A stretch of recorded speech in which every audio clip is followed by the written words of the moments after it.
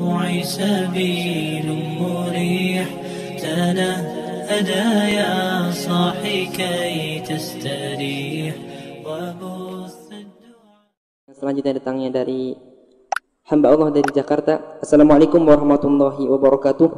Allahumma salli ala sayyidina Muhammad wa ala ali sayyidina Muhammad. Buya, saya mau nanya tentang Bitcoin. Saya bingung hukumnya halal atau haram. Sebab saya menelusuri dari beberapa ustadz, ada yang bilang halal dan ada juga yang bilang haram. Sekarang sedang ramai orang melakukan bisnis Buya. Baik, peringatan buat semuanya.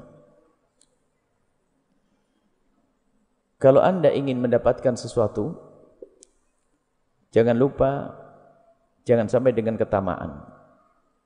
Kalau kita mencari dunia dengan tamak, banyak terbohongi nanti.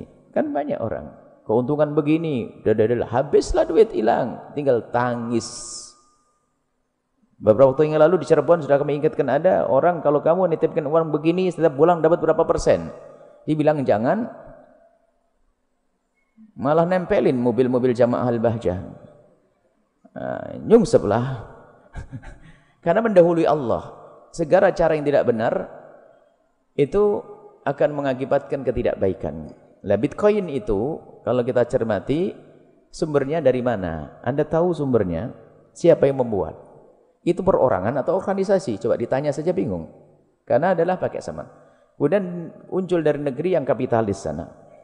Kemudian satu, yang kedua adalah sesuatu yang tidak jelas, hanya angka-angka saja, bukan seperti uang yang bisa dipegang dan seterusnya. Kemudian tidak ada pelindung dari negara, jika ada apa-apa bisa diselesaikan urusannya. Coba kalau Anda punya masalah, gimana menyelesaikannya? Kalau ada uang palsu hari ini, beres, tangkap polisi nanti uang palsu. Tapi kalau dengan ini, belum lagi kemungkinan akan dibobol programnya itu oleh orang-orang, sehingga nanti bisa habis nilainya, bisa saja semuanya. Sehingga ini bukan fatwa kami. Para ulama-ulama yang mengerti tentang prosesnya ini dan yang mengerti urusan syariah, bukan omongan saya, menjelaskan Anda tidak usah berurusan dengan itu dan hukumnya haram. Kalau Anda memaksa, jangan nunggu Anda menangis suatu ketika nanti. Itulah kalau dagang jualan teh saja, kalau asetnya jual teh kalau sehari itu bisa laku 1000 bungkus, kan sudah dapat duit banyak itu. Jadi Anda tidak usah berurusan dengan hal-hal yang demikian itu. Kalau ternyata uang Anda kebobol oleh kan ada istilah programmer dan sebagainya, hacker atau segala macam istilah-istilah. Jadi kalau kita baca dari petua para ulama, ini tidak ada pendominnya, penjaminnya negara mana. Kalau ada apa-apa, siapa yang bakal menyelesaikannya. Ini lintas negara, tidak ada pelindung yang khusus. Dan itu hanya faktor kepercayaan saja. Kalau ternyata suatu ketika orang pada nggak percaya, nggak ada nilainya semuanya. Uang yang kita titipkan hilang semuanya. Karena apa? Dia akan semakin terangkat hanya karena kepercayaan orang saja. Dan kita tidak saling mengerti orang transaksi di mana. Ini bicara tentang ini saja. Belum lagi bicara tentang transaksi nilai itu ada caranya yang khusus. Masalahnya ada taqabud, saling menerima. Nanti ada hulul. Transaksinya adalah ini adalah bab lain. Dari sini saja para ulama sudah menyimpulkan Anda tidak usah berurusan dengan Bitcoin. Tidak usah urusan dengan yang demikian itu. Sudah Anda jualan di pasar, jual kain, jual sambal, jual itu indah itu sudah. Tidak usah macam-macam. Ya. Biasanya ini orang yang sok gaya teknologi canggih. Semuanya pakai main. Kalau tidak ikut-ikutan ketinggalan zaman dan sebagainya. Sudah banyak kehancuran-kehancuran melalui program-program yang tidak jelas. Dan di situ juga ada horor, ada ketidakjelasan tentang jual beli apa sih di situ. Kalau saya jual beli beras, kelihatan berasnya. Kalau saya beli burung, burungnya ada di sangkar. Kalau burung lepas di awang-awang, nggak boleh dijual belikan. Saya jual ikan di laut sana, ada, tidak jelas.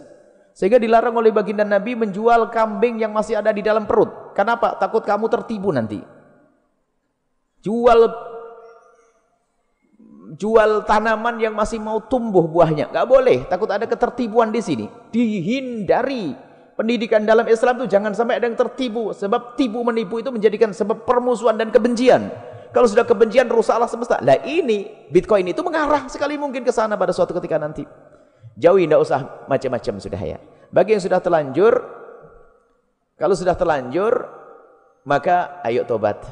Tarik diri, investasi yang halal, bersih. Sebab gini loh ya, dalam berinvestasi pun Anda harus mengerti investasi di bidang apa. Kemudian akan diputar di dalam hal apa keuangan tersebut. Ini kita harus mengerti, bukan invest di mana saja. Kita harus ngerti, ini usahanya halal haram atau tidak. Sampai di sana nanti kalau kita bahas. Apalagi kalau ke ujungnya sana adalah kapitalis. Negeri yang kafir sana dan tidak jelas orangnya pun tidak apa. Apakah dia seorang presiden atau seorang apa? Enggak jelas, tidak. Saya baca itu enggak jelas. Intinya bahwasanya Anda tidak usah berurusan dengan yang demikian itu. Lebih aman dan percaya. Percaya dengan perkataan para orang-orang mulia, para ulama. Ini seperti itulah mereka membahas. Anda tidak usah berurusan. Banyak orang kaya hari ini belum kenal Bitcoin ya. Banyak orang kaya yang baik. Enggak usahlah, jadilah orang kaya yang benar, cara yang benar sampai kepada tujuan kaya yang ahli surga insyaallah.